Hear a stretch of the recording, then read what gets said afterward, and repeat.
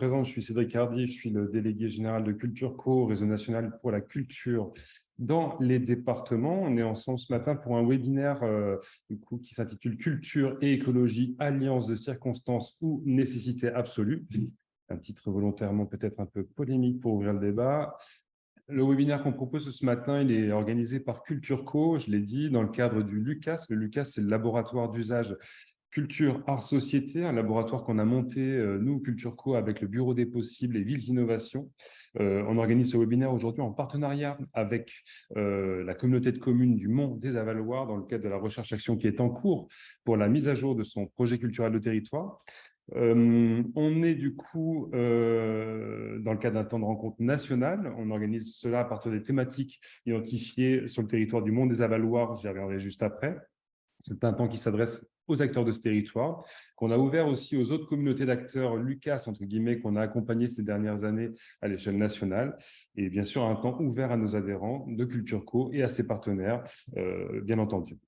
L'objectif, partager une pratique, un parcours, s'inspirer, se relier, se connaître et se reconnaître. Alors, je disais, ce webinaire est organisé en partenariat avec la communauté de communes du Mont des Avaloirs dans le cadre de la redéfinition de son projet culturel de territoire. Alors, c'est un webinaire qui est soutenu dans le cadre des communs du LUCAS par le ministère de la Culture et l'Agence nationale à la cohésion des territoires. Petit mot sur la communauté de communes du Mont des Avaloirs. C'est une Comcom qui est située au nord du département de la Mayenne, un territoire qui se distingue par sa forte sensibilité écologique.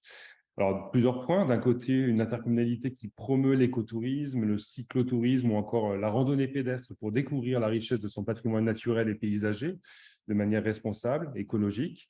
Et d'un autre côté, du coup, une intercommunalité qui s'efforce aussi à diminuer la dépendance à la voiture en promouvant le covoiturage, le cyclisme, mais aussi le développement d'espaces dédiés au covoiturage ou encore une plateforme web dédiée, notamment, je crois qu'on appelle ça WestGo. Des programmes, en tout cas, qui ont été majoritairement soutenus par l'ADEME, par le contrat aussi de relance et de transition écologique signé avec le ministère de la Transition écologique en mai 2020. D'un autre côté, on a des acteurs associatifs souvent et de nombreux projets locaux. On pourra faire référence ici à Ciné Cyclo ou le festival Habiter là, qui sont orientés vers la transition écologique et font la promotion aussi de la mobilité douce et non polluante.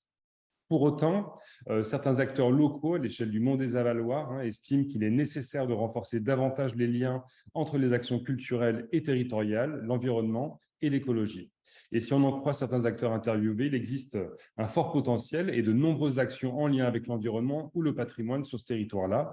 Et ces atouts mériteraient, semble-t-il, d'être développés dans le cadre d'une politique culturelle et à tout le moins dans le cadre du futur projet culturel de territoire. Voilà pour le décor un petit peu du Mont des Avaloirs. Alors nous, ce qu'on a vu, c'est que cet enjeu, il résonne particulièrement avec l'initiative au niveau national qu'on repère et qu'on suit depuis longtemps. Et c'est aussi pour ça qu'on est allé proposer du coup d'ouvrir la porte à Agathe Otavi, qui est aujourd'hui ici avec nous en tant qu'intervenante tout au long de ce webinaire. Donc Agathe Otavi, elle est directrice, cofondatrice de la coopérative d'urbanisme culturel Cuesta. Elle a travaillé à l'élaboration de nombreux projets visant à renforcer les coopérations locales, en mettant notamment l'accent sur des approches participatives et territorialisées. Les projets qu'elle développe, ça repose souvent sur des démarches artistiques au service des territoires et de leurs habitants. Alors, au cours de ce webinaire, Agathe, elle va nous partager son expérience, ses réflexions et notamment faire le focus sur deux projets significatifs du point de vue de la thématique du jour. Celui qu'elle a pu développer avec Cuesta dans la vallée de la Vilaine, qui s'intitule Traversée et Escale, un projet au long cours, puisqu'il s'est déroulé sur 7 ans dans le cadre d'un projet d'aménagement porté par Rennes Métropole pour valoriser un espace de plus de 3500 m² au sud de Rennes. Il y aura aussi un focus sur le projet de l'Atlas du Belon, un projet qui a été mené en 2021 en partenariat avec la région Bretagne, sa direction de l'eau notamment, pour travailler sur de nouvelles manières de gérer les rivières et les fleuves bretons. On verra ça tout à l'heure, c'est des projets qui vraiment mettent en lumière la puissance de l'art et de la culture comme levier d'engagement et de transformation et qui témoignent aussi du potentiel des coopérations locales pour répondre aux défis environnementaux et aux défis de nos territoires. Voilà, j'ai assez parlé, je vais laisser du coup la parole à Agathe Otavi pour planter le décor elle aussi et définir pour commencer une notion qu'on commence à voir se diffuser depuis à peu près 10 ans maintenant, celle d'urbanisme culturel. Nous verrons en quoi cette manière d'agir, en ayant recours notamment à l'outillage artistique et culturel, permet de renouveler le logiciel des politiques culturelles face aux transitions. Ce sera un temps d'intervention qui durera à peu près une vingtaine de minutes. On aura suite à cela une première séquence d'échange avec vous en tant que participants d'une quinzaine de minutes. Je vous invite vraiment à poser vos questions au fur et à mesure dans le chat. On ouvrira du coup la séquence dans 20 minutes maintenant. Puis Agathe nous proposera le focus sur les 2 cas d'école évoqués juste avant. Et on aura à nouveau un second temps d'échange sur la base de vos questions d'une quinzaine de minutes.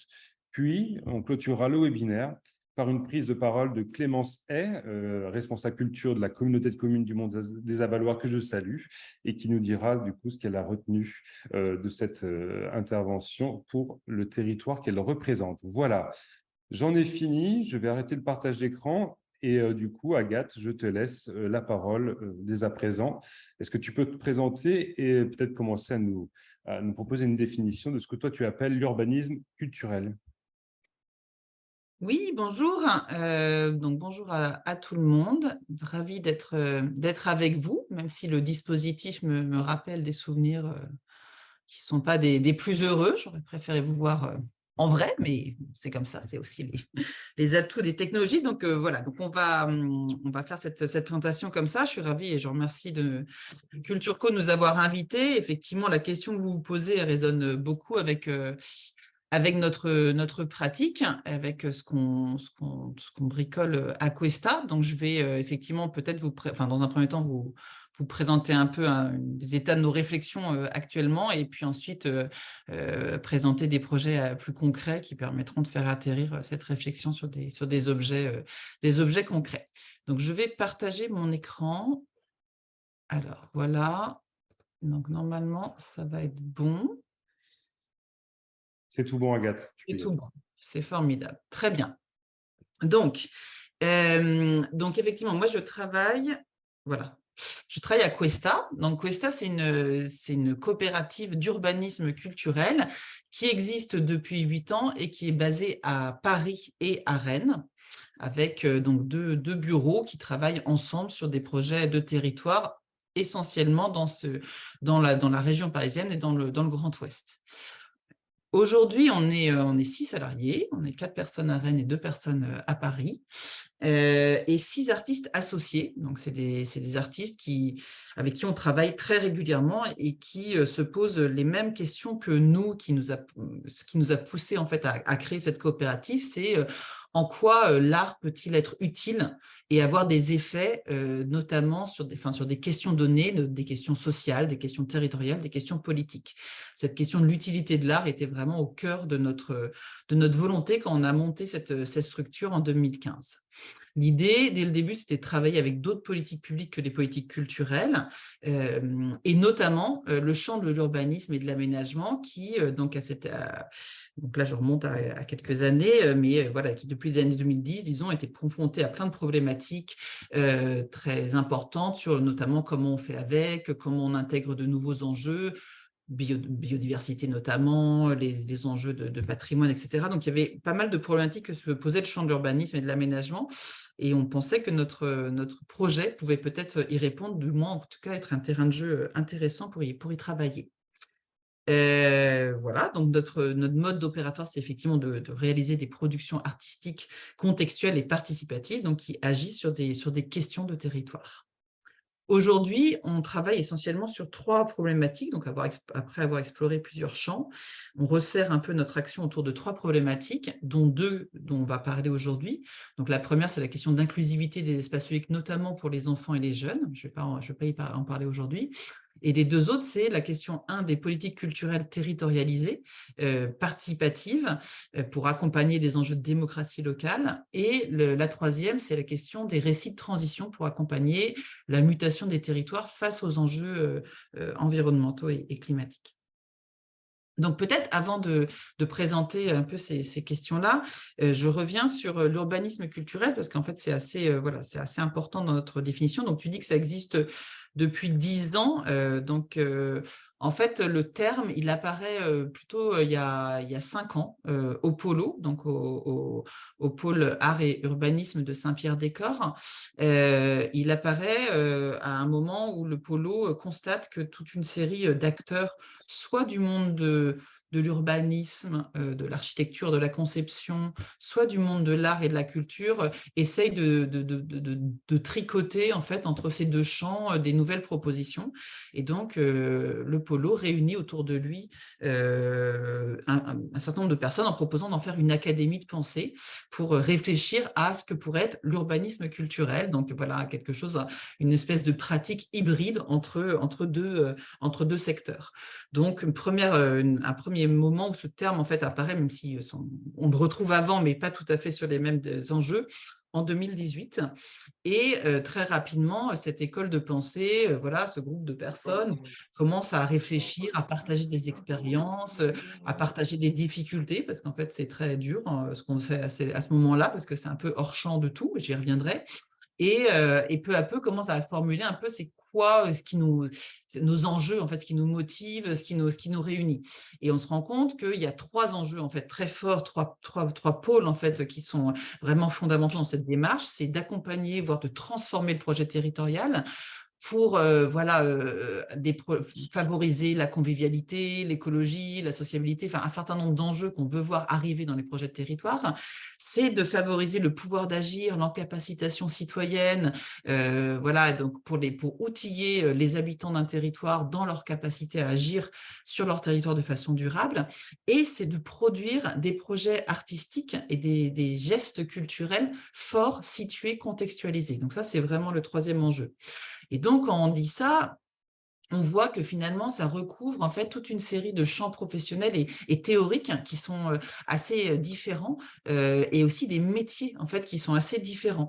Donc, j'insiste là-dessus parce que pour nous, l'urbanisme culturel n'est pas un métier, c'est bien une pratique en fait, une pratique qui croise au secteur du champ de l'urbanisme, du paysage, de l'architecture, donc tous les métiers qui ont lié à la conception en fait spatiale. Ça croise également aussi avec l'éducation populaire, donc tous les enjeux aussi autour des droits culturels, je pense que vous en avez beaucoup parlé, mais aussi le design de service. Voilà, il y a pas mal de gens qui sont dans des métiers autour de ces pratiques professionnelles-là. Et puis, évidemment, tout ce qui est culture et art, donc à la fois la question des projets culturels territoriaux, donc ça qui existe depuis longtemps, et il y a plein d'exemples, etc., mais aussi des pratiques artistiques qui s'inscrivent dans une histoire des esthétiques, en fait, qui est l'histoire de l'esthétique relationnelle, de l'art contextuel de Paul Ardenne, de l'art participatif, ou voilà, comme le désigne Estelle Zong Mingal, donc on pourra partager les références de l'art en commun. Ou encore, si on regarde des références qui sont moins françaises, de ce qu'on désigne sous le champ de social art practice dans les pays anglo-saxons. Et ça, c'est quelque chose d'assez important parce que ça, voilà, on ne va pas revenir sur l'histoire des politiques culturelles, mais ce n'est pas obligatoirement au cœur des politiques culturelles à ce moment-là. Voilà, donc ça, c'est un peu pour poser les choses. Et ce secteur se développe de façon assez pragmatique en lien avec des enjeux d'aménagement. Et donc, pragmatique parce que c'est aussi des cadres financiers potentiels, en fait, qui sont ceux de l'aménagement, qui permet en fait à cette pratique, à ces opérateurs de commencer à travailler sur des questions de préfiguration, de concertation, d'animation, de temps de chantier, etc. Et ce, aussi bien en milieu urbain. Donc là, par exemple, c'est un projet qui a mené pendant plusieurs années une compagnie de danse qui s'appelle Tangible avec une structure d'urbanisme culturel qui s'appelle Des ricochets sur les pavés, sur le démantèlement d'une ancienne usine de charbon à Vitry-sur-Seine. Et aussi en milieu rural. Donc, vous avez en fait parmi vous le collectif de 4 donc qui travaille sur ces questions-là et qui a participé à plusieurs de ces académies-là. Donc, c'est vraiment, ça ne concerne pas que le champ de l'urbain, mais aussi d'autres types de territoires.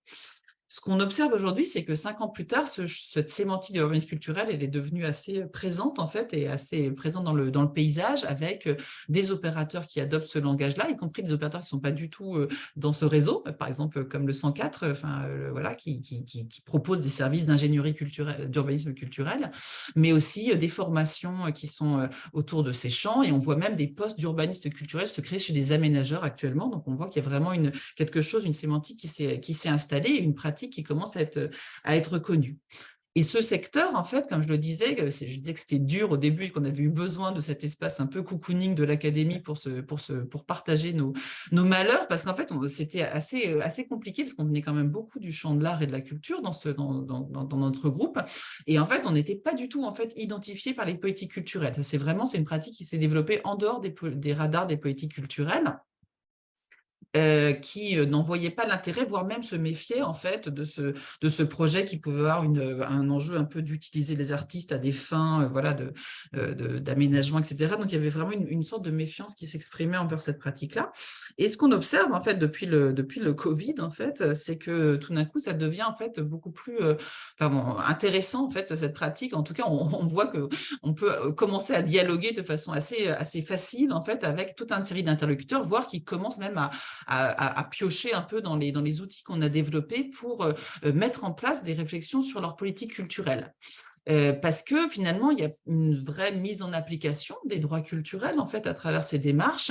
Il y a cet enjeu aussi de faire des projets contextuels, participatifs, inscrits dans l'espace public, en dehors des cadres institués par la culture, et tous ces enjeux-là qui ont été en fait, qui répondent à la mise à mal qu'a vécu la culture pendant cette phase de Covid, où on a vu ces lieux se fermer, de ne devenir plus essentiels, et puis depuis en fait, on peine de façon un peu généralisée au niveau national, et je pense que ce constat se porte plus largement, à avoir un même niveau de fréquentation, on perd les jeunes, etc. Donc, on voit que tout d'un coup, ça devient assez intéressant.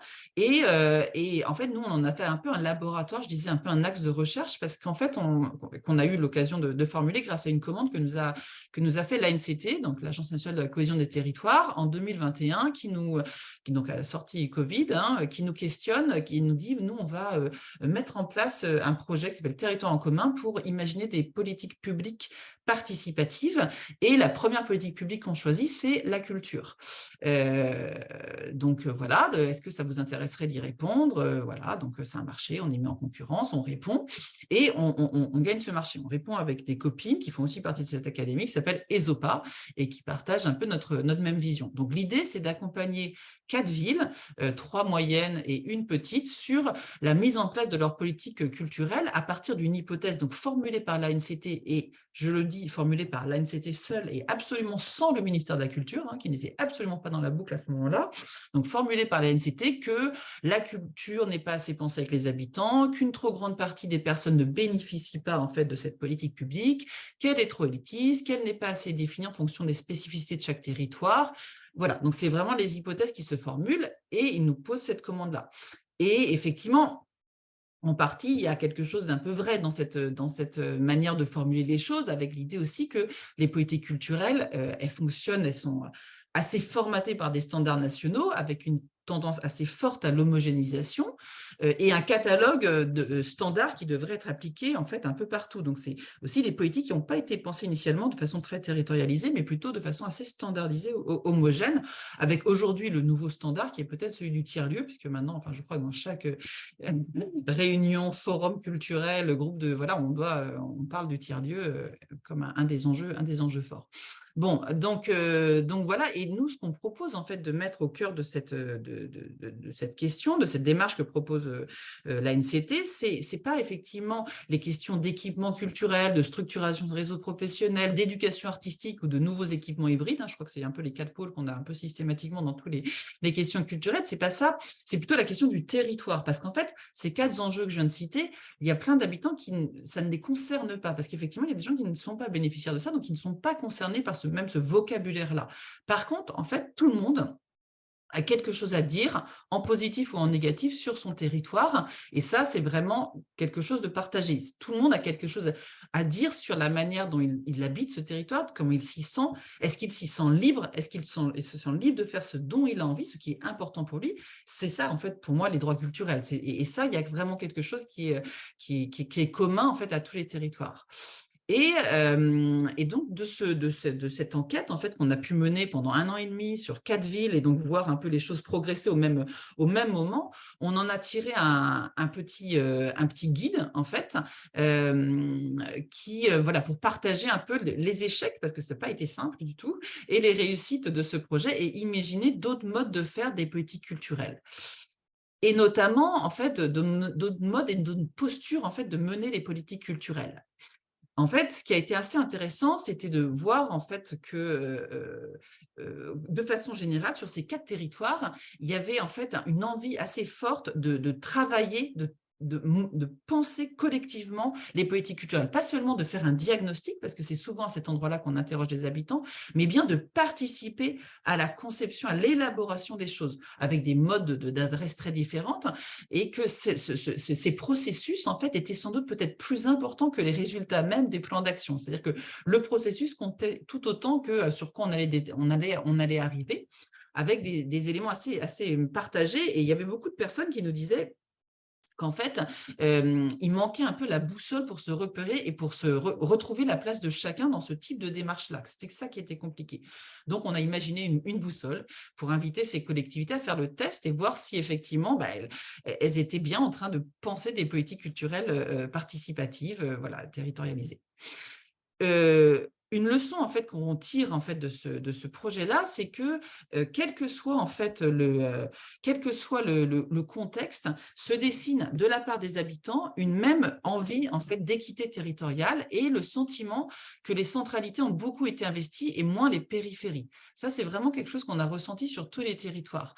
Donc, ça a à voir avec des sentiments de déclassement et l'impression que les habitants de périphérie, que ce soit un hameau ou un quartier, parce qu'on était sur vraiment différents types de territoires, on n'a pas les mêmes droits que ceux du centre. Et donc, ça touche à des questions très concrètes d'habitabilité et de déplacement sur les territoires. C'est donc en fait une double problématique majeure qui se pose là. C'est une question de démocratie. Et donc là, on a vraiment vu ce sentiment, et ça se prolonge encore plus dans les projets qu'on fait actuellement, d'une diffraction de la société entre des groupes qui n'arrivent plus à s'entendre, plus à se parler, qui n'arrivent plus à faire du commun. Et donc, on le voit alors là actuellement de façon majeure avec ce qui se passe en ce moment dans les quartiers. Et ça a une question aussi écologique. Parce qu'en fait, c'est aussi une question de comment on habite notre territoire. La question de la mobilité que je citais, par exemple, c'est un des enjeux majeurs des questions écologiques. Et peut-être que là, il y a la double problématique à laquelle une politique culturelle devrait s'atteler de façon extrêmement ferme parce qu'en fait, elle est au cœur de notre capacité à vivre collectivement sur un territoire. Et donc, pour ouvrir en fait sur cette question écologique et la question que vous posez dans l'intervention, les territoires sont en effet actuellement confrontés à des problématiques dont on peine à prendre la mesure en fait. Notre manière d'habiter les territoires, notre manière de nous déplacer, de consommer, de produire notre nourriture, nos habitats sont percutés de plein fouet. Et là, on n'est absolument pas à la hauteur en fait des enjeux. Et donc, au moment où en fait s'expriment sur des territoires des sentiments qui sont plus que des sentiments, mais des réalités d'être relégués, de personnes qui sont reléguées en dehors des centralités, en fait, il faudrait complètement repenser les choses parce qu'en fait, il faudrait en réalité réancrer totalement notre action sur les territoires et ancrer notre rapport à la mobilité, à la consommation, à la production de façon extrêmement ancrée si on veut répondre aux défis qui se présentent à nous. Et nous, ce qu'on observe en fait donc depuis un moment, c'est alors que ces questions d'écologie sont à l'agenda depuis, je sais pas, 50 ans, on va dire, on a le sentiment là que depuis en fait que cette urgence écologique en fait elle ne se formule vraiment que depuis 2 ans dans les communes sur leurs problématiques de développement et d'aménagement. Alors je dis de notre regard, de praticiens et qui travaillent avec une certaine nombre de communes, mais c'était un sujet, on l'avait en tête, mais là, ça devient le sujet. C'est pas un sujet, ça devient le sujet. Et en fait, ce qu'on a le sentiment de voir, et c'est aussi sans doute une évolution de l'urbanisme culturel, c'est qu'après s'être développé donc, sous le radar des politiques culturelles sur des questions d'aménagement des territoires, on va être en train de travailler de plus en plus sur des questions de ménagement des territoires. avec notamment de nombreuses commandes qui sont en train d'arriver autour des questions de transition écologique. Et donc, le ménagement des territoires, si on peut se permettre ce néologisme, c'est peut-être un nouveau mode de transformation des territoires qui va se développer dans un contexte de prise en considération accrue des transitions écologiques et sociales, et j'insiste sur les deux, et face aux multiples crises qui s'accumulent. Donc, l'enjeu, c'est d'agir sur les modes de représentation des problématiques que rencontrent les territoires et les nécessaires concessions et réorganisations pour passer des discours à l'action dans un mouvement collectif et non dans une renonciation à des droits qui pourraient être perçus comme tels par une grande partie des personnes actuellement.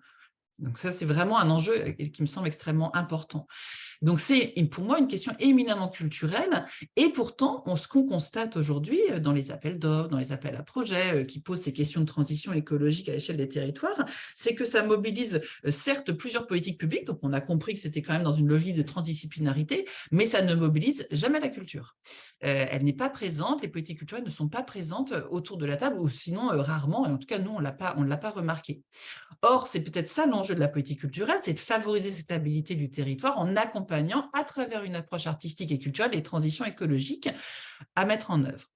L'idée, ça pourrait être d'accompagner des récits alternatifs pour ce projet dans l'avenir, d'expérimenter de nouveaux modes de pensée, d'organisation, d'action, notamment pour les politiques publiques, pour remettre de la transversalité dans leur action et de contribuer à recréer du lien social et des dynamiques collectives qui sont nécessaires, parce qu'encore une fois, on ne va pas faire ces changements-là de façon dictatoriale, mais bien de façon collective et désirée. Et donc, alors que voilà, c'est absolument nécessaire de mobiliser la question de la transition écologique de cette manière, me semble-t-il. Ce qu'on observe encore une fois, dans les forums, dans les instances culturelles, c'est qu'on parle de transition écologique, mais souvent uniquement pour parler des questions de décarbonation de nos événements, enfin voilà, on est vraiment sur ces enjeux-là. Alors, je ne dis pas du tout qu'ils ne sont pas nécessaires, ils sont extrêmement importants, mais ils sont peut-être pas prioritaires. C'est peut-être pas enfin, c'est un des enjeux. En tout cas, ce que je dénonce là me semble être vraiment un enjeu prioritaire pour replacer les politiques culturelles au centre et non pas en périphérie, comme si on était à la traîne où tout d'un coup on se rendait compte qu'on n'a pas assez d'éco-cup dans nos événements. Voilà, enfin, c'est un peu un changement de paradigme. Et alors même que les acteurs culturels et artistiques sont extrêmement sensibilisés souvent en fait à ces questions de transition et d'écologie, ils se sentent souvent assez incapables d'agir, comme paralysés en fait dans leur action et incapables d'adapter les pratiques culturelles et professionnelles à ces questions-là, au-delà de changer les pratiques, par exemple, de leurs événements, de leurs festivals ou de la surproduction, etc. Donc, il y a vraiment un enjeu de dépasser cette question-là pour être sur des questions d'engagement citoyen. Et actuellement, voilà, on accompagne plusieurs projets de ce type dans des territoires qui peuvent être très urbains ou très ruraux. Et à chaque fois, l'enjeu, c'est bien de mobiliser les habitants, d'agir sur les représentations et les problématiques que rencontrent les territoires et les nécessaires concessions et réorganisations pour passer des discours à l'action dans un mouvement collectif. Voilà, je crois que j'ai tenu 20 minutes, non? Pile. Ouais, Alors pile. là, je crois qu'on a été dans un timing parfait. Merci beaucoup, Agathe. Du coup, là, pour l'instant, on n'a pas tout à fait de questions dans le chat. N'hésitez pas à réagir, mais effectivement, quand on a préparé cette intervention, moi, ma première réaction de béotien, ça a été de se dire, finalement, bon, l'urbanisme culturel, c'est pas neuf, mais dans urbanisme, il y a urbain, et si on s'attarde un petit peu sur cette notion, en quoi on peut penser que c'est aussi pertinent et bénéfique pour les zones urbaines que les zones rurales, l'urbanisme culturel? Est-ce qu'il n'y a pas finalement un traitement différencié derrière de ce que tu appelles, ce que vous nommez finalement l'urbanisme culturel? Ben, encore une fois, ce que je disais, c'est que l'urbanisme culturel, enfin là, je reposais un petit peu l'histoire en fait de l'urbanisme culturel et comment c'est né. Et comment c'est né aussi de façon vraiment très pragmatique sur des questions d'aménagement. Et rapidement, ça a été rejoint par des acteurs qui travaillaient dans le monde rural, par exemple le collectif de 4. Et je me souviens, eux-mêmes, ils étaient un peu au début en disant, mais est-ce qu'on a notre place ici? Est-ce que c'est ces questions-là? Et en fait, ce qu'on s'est formulé collectivement, c'est que l'enjeu, que ce soit dans un environnement très urbain, et nous on travaille dans des environnements très urbains, notamment dans la banlieue parisienne, ou que ce soit dans les environnements très ruraux, la question c'était de comment on habite nos territoires, comment on est en capacité en fait d'habiter ces territoires.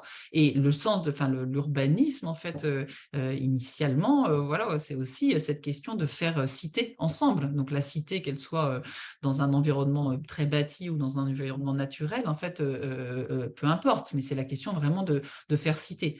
Et pour information, enfin voilà, moi je fais un peu une recherche aussi en ce moment actuellement. Enfin, il y a eu des mouvements d'urbanisme culturaliste qui ont existé à la fin du 19e, au début du 20e siècle.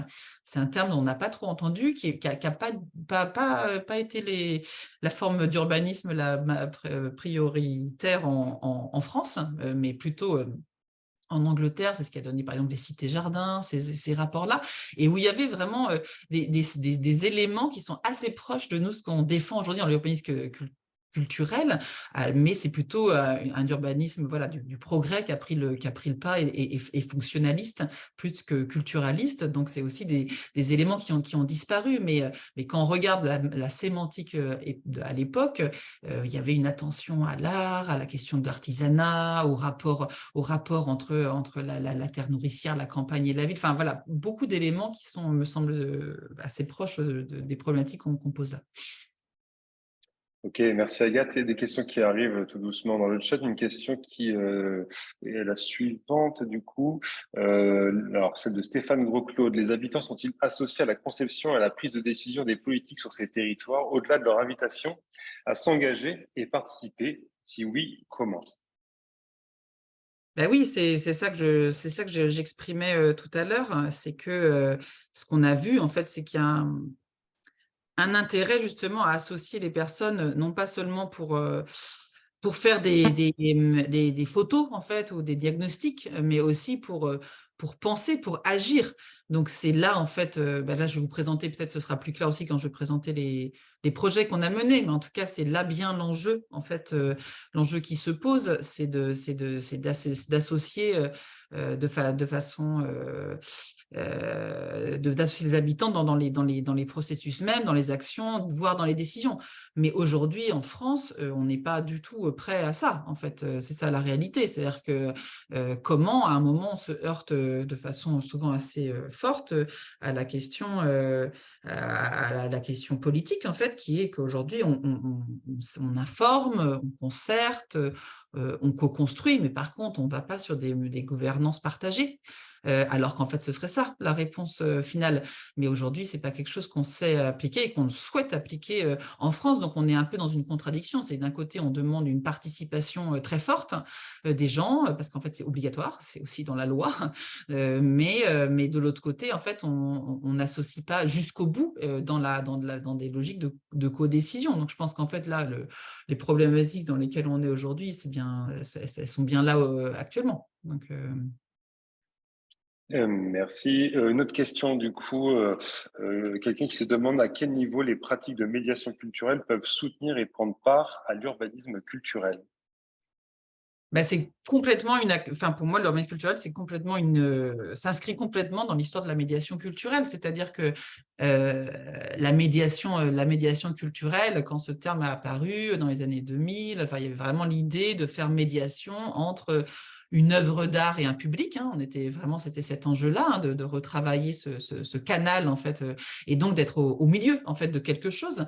Et nous, on se définit souvent comme des acteurs tiers, parce qu'en fait, finalement, on est au milieu et on traduit en fait la parole de toutes les parties prenantes d'un projet de territoire, que ce soit celle des élus, celle des habitants, celle des acteurs culturels, celle des différents acteurs économiques qui peuvent prendre part. Enfin, c'est vraiment cet enjeu justement, et je pense que la formation justement de médiation, pour le coup, elle est très appropriée en fait à cette pratique-là.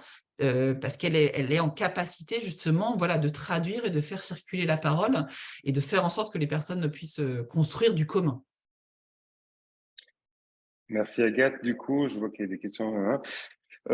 Comment gérez-vous l'équilibre entre l'intérêt général et des intérêts particuliers lors des démarches participatives? Alors, je vais Pas peut-être... facile. non, mais on a beaucoup réfléchi là-dessus, donc je vais peut-être en choquer certains. Mais nous, on interroge pas mal l'intérêt général, en fait. J'avoue que ce terme-là, en fait, il nous pose question, parce qu'en fait, l'intérêt général est quand même c'est quand même un intérêt, en fait, à la base. Et on préfère, en fait, parler d'intérêt commun que d'intérêt général et parler de la composition des intérêts. On s'appuie beaucoup sur la philosophie pragmatiste de John Dewey, et je vais y revenir tout à l'heure, hein, qui est un philosophe pragmatiste du début du XXe siècle, qui a dit, en fait, un public, donc il parle d'un public, donc un groupe de personnes, se constitue à partir d'un problème, et parce qu'il a un intérêt en fait à venir se mobiliser, il a des intérêts à défendre. Et effectivement, Joël Zask, qui est une philosophe qui a beaucoup traduit dit oui et qui a théorisé autour de ça, elle dit en fait on prend part à un problème, mais pour aussi recevoir une part. Donc cette logique en fait de prendre part et de recevoir une part, c'est aussi cette logique finalement d'un certain nombre d'intérêts avec lesquels il faudrait composer. Donc, pas pour que chaque intérêt particulier prenne le dessus, mais bien pour chercher à composer de l'intérêt commun. Et dans les démarches qu'on met en place, qu'on essaye de faire, et ce n'est pas toujours facile, hein, mais c'est de faire en sorte que toutes les parties prenantes, comme je disais, soient représentées autour de la table. Aussi bien les élus ou les techniciens qui peuvent représenter l'intérêt général que les habitants ou des acteurs économiques qui peuvent représenter les intérêts particuliers. En se disant, en fait, chacun des intérêts à défendre, on n'a pas obligatoirement les mêmes visions, parce que, je ne sais pas, un particulier, il va penser à son pot de fleurs devant sa porte, tandis qu'un élu, il va penser à l'équilibre de sa commune à une échelle large, mais néanmoins, en fait, finalement, c'est un intérêt. Donc, peut-être qu'on peut se parler ensemble et pas obligatoirement avoir les habitants qui participent d'un côté, et puis après, on rapporte la parole des habitants aux élus qui disent « Ah, mais ça, c'est intéressant, non, ça c'est trop de l'intérêt particulier. » Voilà, vous voyez ce que je veux dire? Donc, c'est vraiment retravailler des logiques un peu plus partagées, en fait, autour de ces questions-là. Et je vous dis, c'est un idéal. Eh bien, merci Agathe. Du coup, je pense qu'on va bientôt passer à la séquence suivante s'il n'y a pas d'autres questions. S'il y en a en fait, mais une question peut-être sur des références bibliographiques que tu pourrais partager par rapport à tout ce que tu as pu mentionner jusque-là. On a parlé de oui, on a parlé de Zask. Est-ce qu'on pourra peut-être établir une petite liste bibliographique pour nous mettre à jour suite à ce webinaire? On verra ça, on en reparlera plus tard. En tout cas, il est 11h37. Moi, je te propose, Agathe, pour rentrer dans le concret, parce qu'on avait décidé avec Agathe toute la vie de faire un préalable sur l'urbanisme culturel, parce que c'est quand même quelque chose qui caractérise déjà Cuesta, puis ces démarches qui nous intéressent de près par rapport notamment à l'enjeu du jour, mais bien d'autres. Donc, je propose qu'on fasse d'ores et déjà, et à partir de maintenant, en fait, le focus sur les deux projets que tu suggérais, à savoir, du coup, le projet sur les bêlons, là, sur l'eau, et sur la question, du coup, rappelle-moi le nom. La vallée de la Vilaine. La vallée de la Vilaine. Merci, je te laisse la main. Donc, effectivement, là, je vais peut-être vous présenter. Donc, c'est un projet historique attendez, je remets mon moniteur. C'est un projet historique de Cuesta. Sur lequel on a énormément travaillé, qui a été un laboratoire vraiment pour nous de réflexion sur ce qu'on essayait de fabriquer, qui est ce projet de la vallée de la Vilaine. Donc, je remonte dans un passé et dans une époque qui me semble aujourd'hui complètement révolue, mais néanmoins qui a eu le mérite d'exister et qui a permis de formuler ce que je vous raconte aujourd'hui. Donc, pendant 7 ans, on a accompagné la métropole rennaise sur la mise en place du projet de valorisation de la vallée de la Vilaine. Et donc, la vallée de la Vilaine, vous voyez, c'est situé là, c'est la ville de Rennes. On est au sud de Rennes, donc on est sur 3500 hectares, hein, non pas mètres carrés. Donc, c'est un très, très, très grand territoire qui concerne 7 communes. Voilà, très vaste territoire sur lequel la métropole avait envie d'imaginer un meilleur accès pour que les habitants de la métropole, donc de la ville et des communes en fait voisinantes la Vilaine, puissent se sentir en vacances dans leur ville. Donc, on est aussi sur une sémantique, vous voyez, qui a aussi un petit peu évolué. Donc, il y avait ce projet-là, projet d'aménagement, donc géré par la direction de l'urbanisme, qui est confié à l'agence de paysage terre, qui, avec la commande de trouver une manière de valoriser ce grand espace-là. Donc, vaste projet et en même temps, pas un budget énorme pour l'époque. Alors, ça semble maintenant aujourd'hui énorme, mais à l'époque, c'était pas énorme pour un projet de paysage. En tout cas, c'est pas possible de faire un parc en fait à cette échelle-là. On n'était pas du tout dans cette logique-là, et donc les paysagistes nous associent rapidement en nous disant nous, on veut valoriser les points de vue, le paysage, etc. Mais il y a peut-être d'autres choses à valoriser, et ils nous proposent de nous associer. On dit oui. Allons-y, et nous, on va essayer de travailler sur la valorisation de l'existant et notamment des dynamiques d'acteurs en fait, qui sont présentes sur ce territoire-là. La particularité de ce paysage-là, de cet espace-là, c'est qu'il est marqué par la présence de l'eau. De la Vilaine, donc qui est voilà, ce fleuve-là, qui a un nom qui montre bien que le peu d'amour qu'on lui a apporté, qui est au milieu, et de part et d'autre, vous voyez, plein d'étangs, qui sont en fait des anciennes carrières. Parce qu'en fait, on a creusé ce sol pour extraire le sable qui a permis à la reconstruction de Rennes. Donc, on est sur un paysage industriel complètement, mais complètement renaturé, donc avec une présence de l'eau très forte. Et quand l'eau revient, en fait, reprend ses droits, il y a du coup des écosystèmes très forts qui se mettent en place. Et de fait, il se trouve que ce territoire a beaucoup de zones protégées, de zones humides protégées, donc des INIEF, des MNIE, ça s'appelle. Donc, voilà, des enjeux écologiques forts. Et pourtant, dans la commande initiale de Rennes Métropole, la question écologique n'est pas au cœur. C'est vraiment la question d'être en vacances dans sa ville et de créer un grand parc de loisirs aux portes de la ville. Donc, très rapidement, on commence à travailler là-dessus en se disant on va valoriser l'existant, il faut qu'on rencontre un peu les acteurs, voir qui est présent sur ce territoire-là.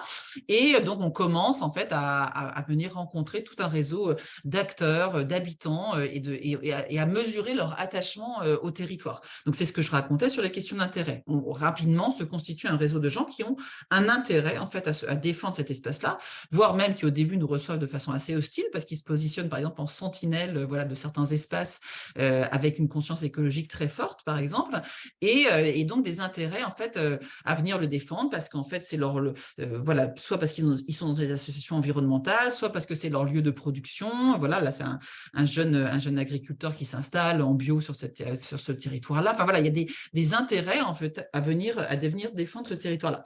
Et là, moi j'aime beaucoup cette photo-là parce que ça représente ce que je racontais tout à l'heure. Dans la salle sont là des habitants, des acteurs, des élus qui sont assis, et voilà, et ça c'est voilà deux jeunes personnes qui ont des agriculteurs qui élèvent des poules, qui viennent présenter leur projet. Et en fait voilà, c'est exactement ce type d'ambiance qui se met en place et chacun commence à défendre ses intérêts.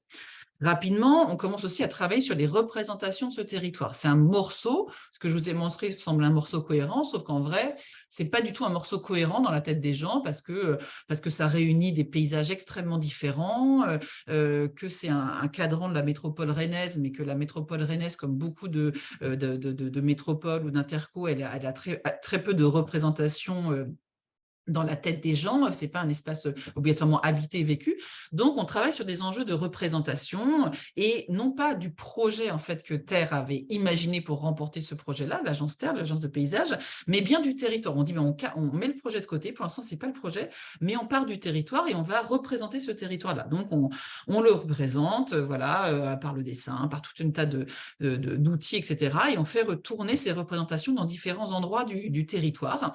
Et là, ça commence à susciter vraiment un espèce d'engouement des gens qui découvrent cet espace-là et qui commencent à positionner tous les endroits qu'ils connaissent et tout ce qu'ils ne connaissent pas. Donc, on leur demande de mettre des gommettes. Là, oui, ils mettent des gommettes quand ils connaissent et quand ils ne connaissent pas, ils mettent des gommettes rouges. Et tout d'un coup, on voit que le territoire, il y a toute une partie en fait, entière du territoire qui est absolument méconnue en fait, des gens qui n'est pas fréquentée et donc qui justifie qu'il y a des aménagements et des aménités pour y aller, mais peut-être aussi autre chose. Donc, pour justement aller à la découverte de ce territoire, on met en place des traversées. Donc, on fait toute une série de traversées chaque année.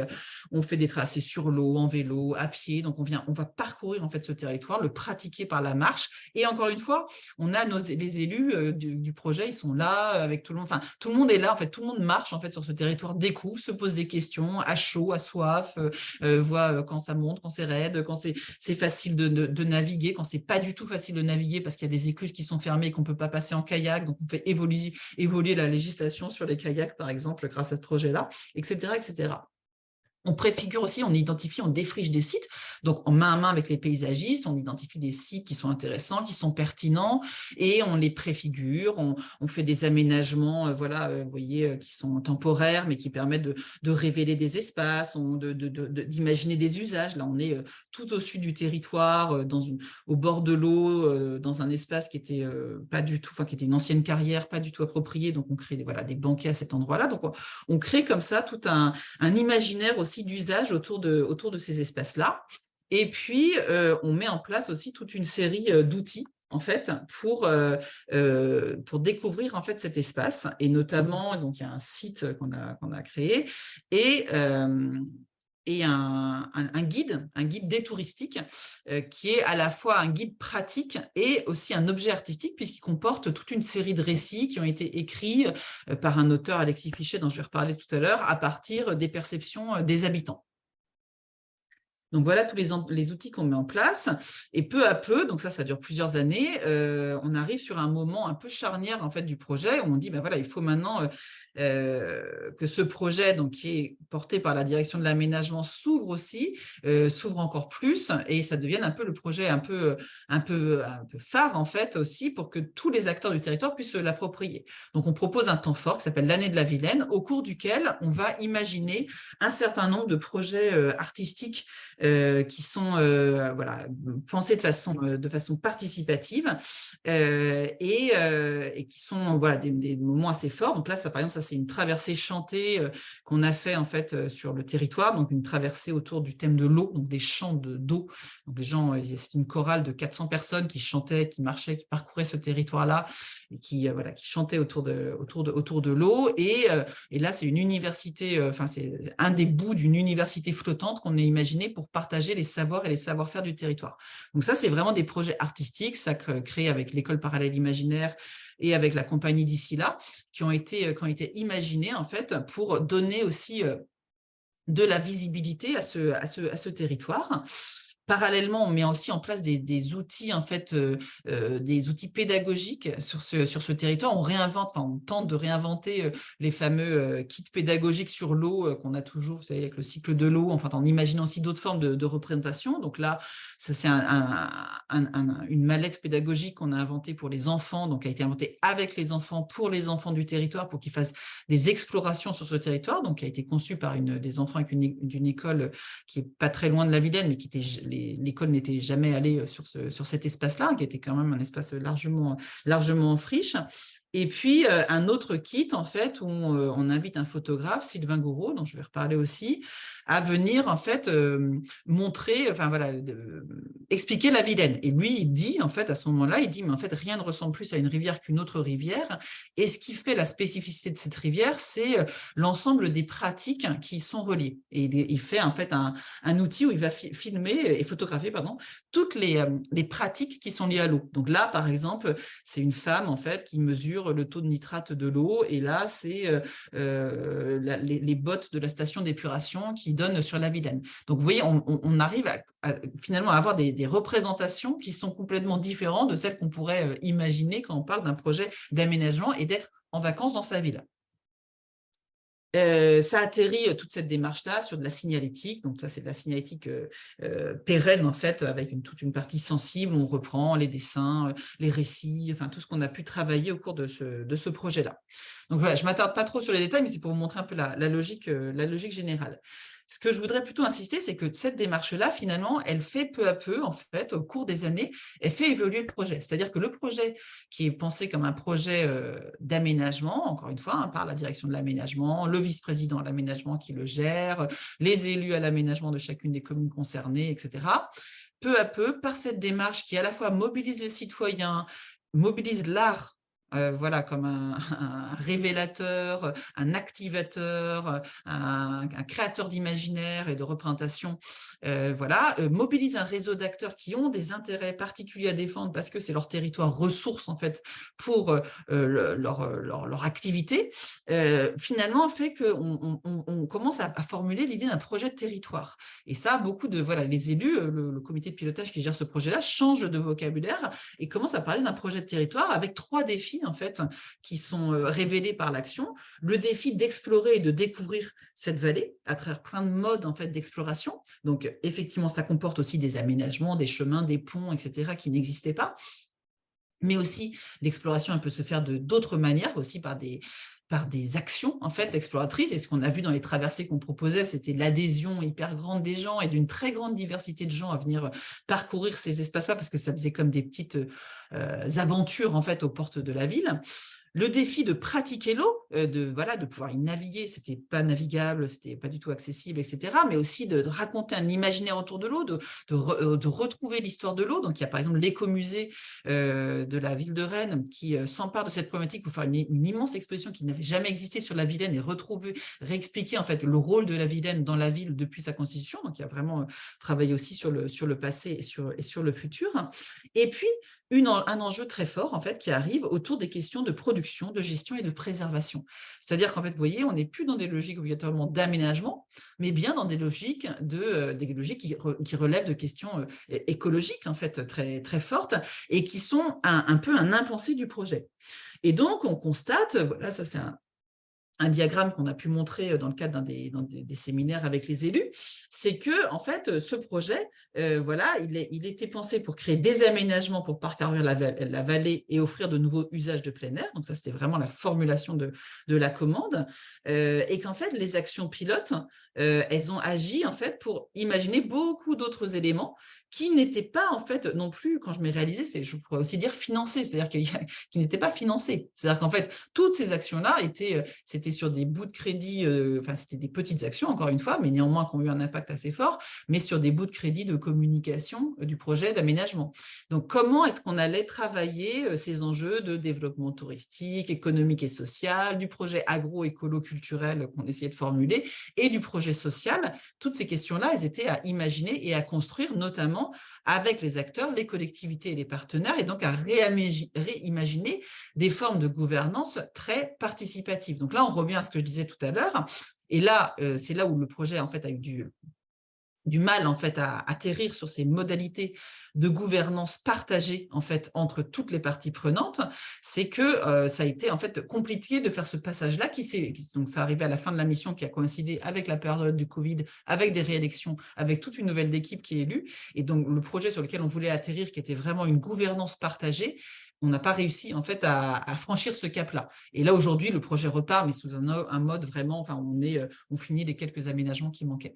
Donc je pense que c'est des éléments qui reviendront à un moment et qui se repartageront, mais néanmoins, c'est assez intéressant en fait de voir ce mouvement-là et de se dire que finalement, nous, on voit un enjeu fort qui est vraiment de passer par l'expérimentation. Si on n'était pas passé par l'expérimentation, tous ces éléments-là n'auraient jamais été formulés sur un document là qui fait très technique, etc.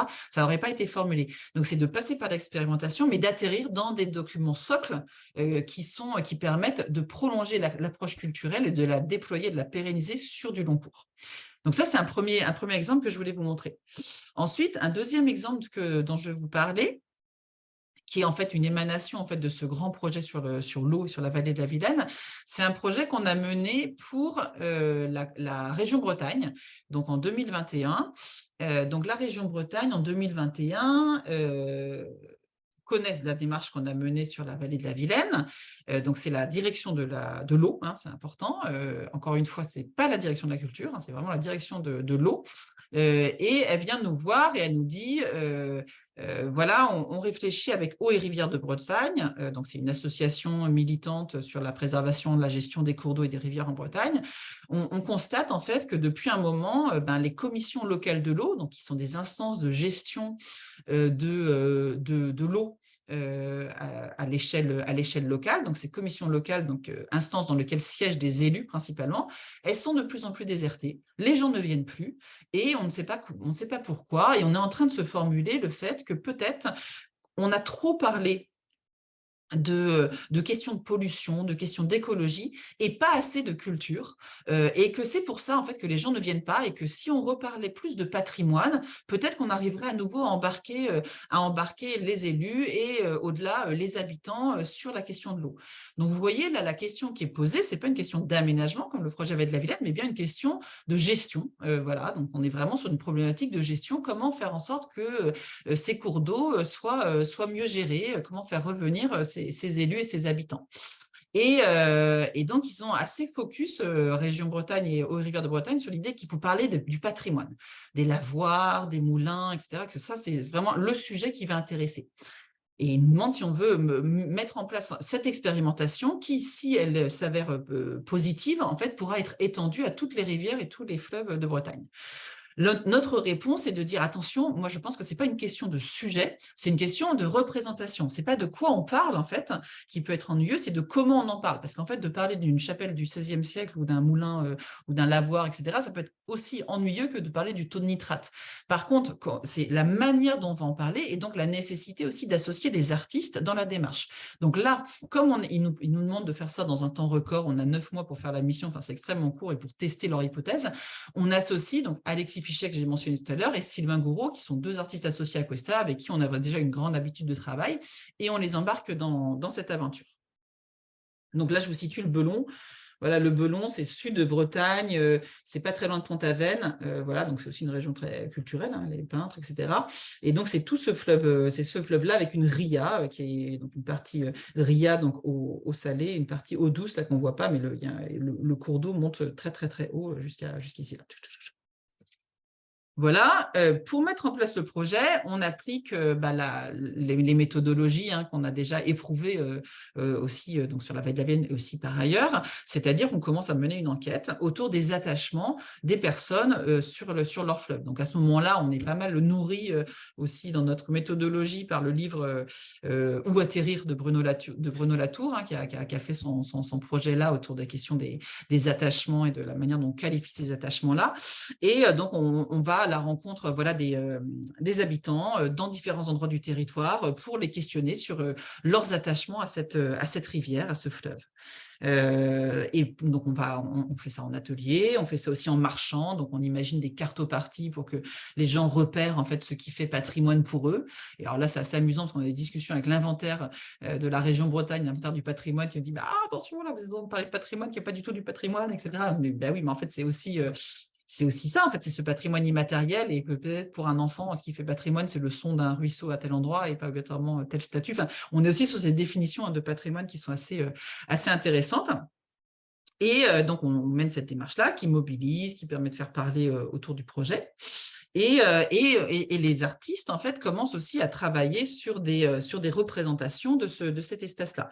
Donc, Sylvain Gouraud, lui, il dit, mais attention, cette rivière, elle est déjà hyper photographié de partout. La ria, c'est magnifique, c'est de la carte postale. Donc, on ne va pas travailler là-dessus, mais on va venir faire une coupe. Donc là, j'ai que 5, mais il y a 6 vues qui fait. Une coupe de la rivière à différents endroits pour montrer à la fois ce qui se passe au-dessus et ce qui se passe en dessous de la surface de l'eau. Et donc là, je ne sais pas si vous le voyez, mais il commence à aussi esquisser en fait tous les non-humains qui peuplent en fait ce fleuve et qui sont aussi présents et aussi partie prenante en fait du projet que les humains qui le gèrent ou qui le préservent. Donc, il y a cette réflexion aussi autour des non-humains qui s'ouvrent. Donc, on cartographie aussi ce fleuve, notamment cette petite cartographie. Donc là, on étire le fleuve, c'est complètement déformé comme cartographie. Mais en fait, ça, c'est la partie connue, la ria, la carte postale. Et ça, c'est toute la partie inconnue, inaccessible, que personne ne soupçonne, qui passe dans des propriétés privées. Donc, on remontre aussi toute cette partie qui n'est pas identifiée des personnes. Et on invite Alexis Fichet donc à venir en fait à venir avec nous, à écouter un certain nombre de ces ateliers, de ces traversées que je vous ai montrées. Et là, voilà, il est comme une petite souris, il écoute, en fait, il capte tout un tas d'éléments et il capte aussi l'émotion des gens, parce qu'en fait, ce qu'on se rend compte sur ce projet-là, alors beaucoup plus fortement que sur la Vilaine, qui est, comme on dit, Vilaine, le Belon, les gens aiment. Enfin, là, ça vraiment, ça touche leur tripes profonde. Les gens qui sont autour de la table, il y en a certains qui se mettent à pleurer. Et donc, il écoute, en fait, tous ces éléments-là et il décide de leur donner forme à travers des fables. Des fables, parce que la fable, elle permet en fait de faire dialoguer la controverse, parce que les gens aiment, mais évidemment, là aussi, ils ont des intérêts très différents. L'ostréiculteur, il n'a pas du tout les mêmes intérêts que l'élu, voilà, ou que le militant de l'association environnementale qui milite pour la protection de l'eau. Donc, ils ont des intérêts différents. Ça leur tient aux tripes, mais ils ont des intérêts différents. Et donc, pour donner voix à ces différentes controverses, ces différentes voix, il utilise la forme de la fable. Et si vous voulez, je vous en lis une. C'est une courte, mais je pense que comme ça, vous verrez assez bien ce que ça raconte. C'est sur l'histoire du monsieur qui pleurait. Parce qu'il entretenait l'eau et qu'elle n'était plus entretenue. La tronçonneuse et le ruisseau. Il faut, autant qu'on peut, écouter tout le monde. On a parfois besoin d'un plus bruyant que soi. Une rivière protestait du bruit des tronçonneuses. Elle était malheureuse. Le vacarme couvrait violemment ses murmures et le chant des oiseaux dans les buissons de mûres et le son cristallin de son eau. Personne ne l'écoutait, mais les bruits s'arrêtèrent. Les élus décidèrent que les coupes coûtaient trop. Trop. Heureuse, la rivière coula des jours et des nuits, et de son propre bruit longuement se saoula. Mais les branches poussaient, les feuilles s'entassaient, et les saisons passaient, le lit s'épaississait. Bientôt, on ne vit plus qu'un fouillis de branchages, et le si doux ramage, on ne l'entendit plus. La rivière était muette, bouchée comme un vieux vase, impuissante et secrète, elle suintait dans la vase. Trop de tranquillité nuit à la liberté.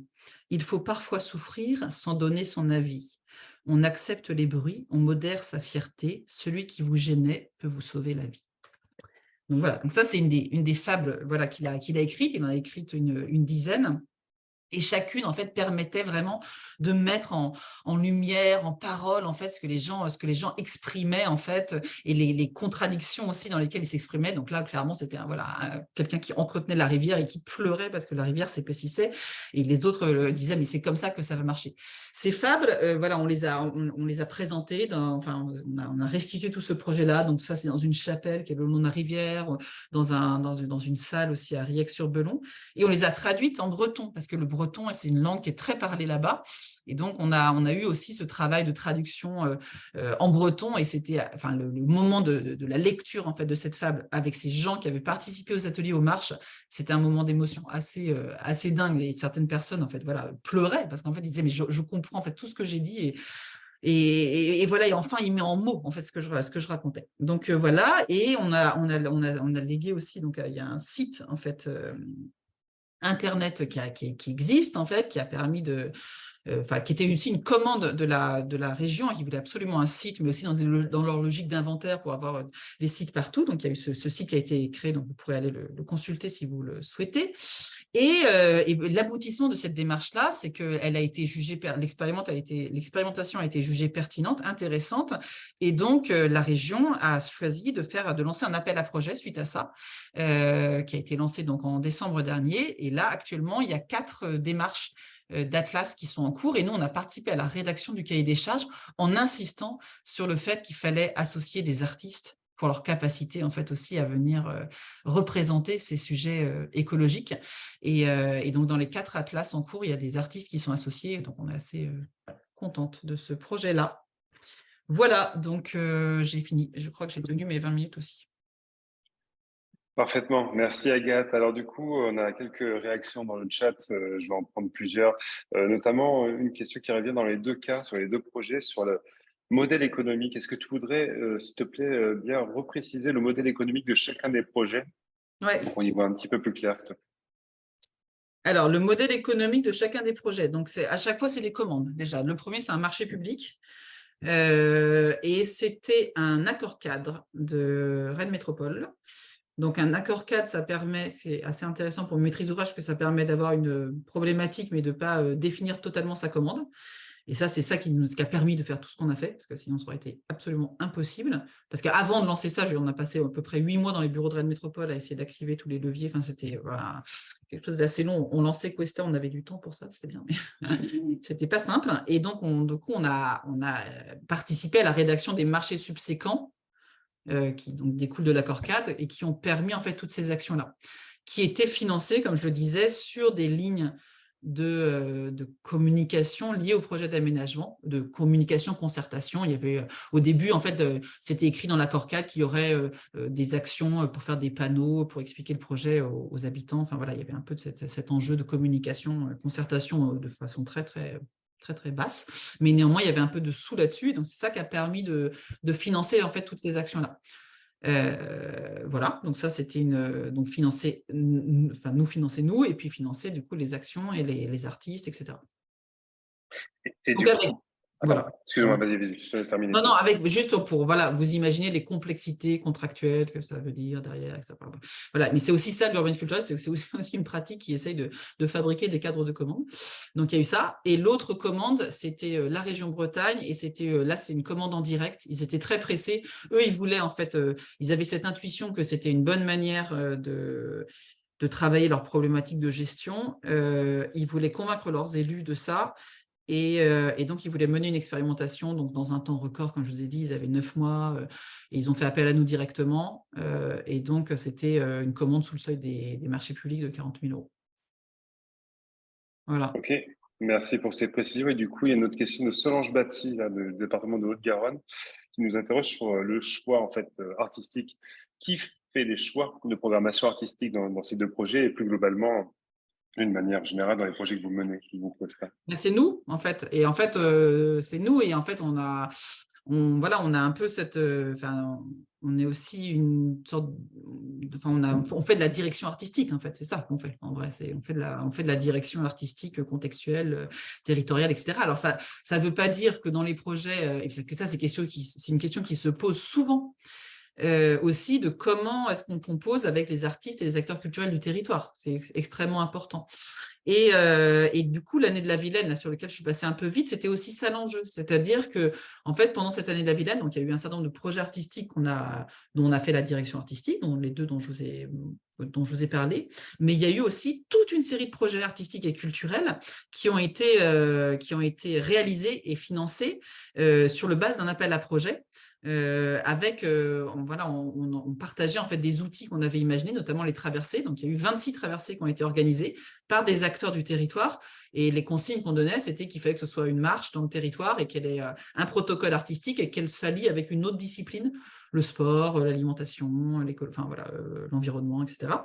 Et donc, il y a eu des projets en fait, qui ont été portés aussi par, évidemment, les artistes et les acteurs du territoire. Donc, les organisations sont diverses. Et là, et après, des fois, on peut aussi par exemple, là, cette année, on a travaillé à Lanester sur la question de la montée des eaux. Et sur ce territoire-là, on voulait mettre en mouvement le territoire. Donc, moi, j'avais l'intuition qu'il fallait travailler avec la danse. Et ce n'est pas une pratique artistique. On n'est pas du tout spécialiste de ce champ-là. Il se trouvait que sur ce territoire, il y avait une structure de production danse espace public avec qui on s'est associé pour identifier une artiste, Raphaël Delaunay, qui est venue faire une chorégraphie sur ce territoire. Donc, vous voyez, en fait, les compositions peuvent être un peu variées. Mais par contre, on revendique assez fermement aussi cet enjeu de direction artistique avec... Là, les artistes associés dont j'ai parlé, c'est aussi beaucoup des artistes qui sont très proches de l'école d'expérimentation en art et politique que Bruno Latour avait montée et que mon associé a faite avant de fonder Cuesta, et donc des sortes d'artistes très soucieux de questions écologiques, justement.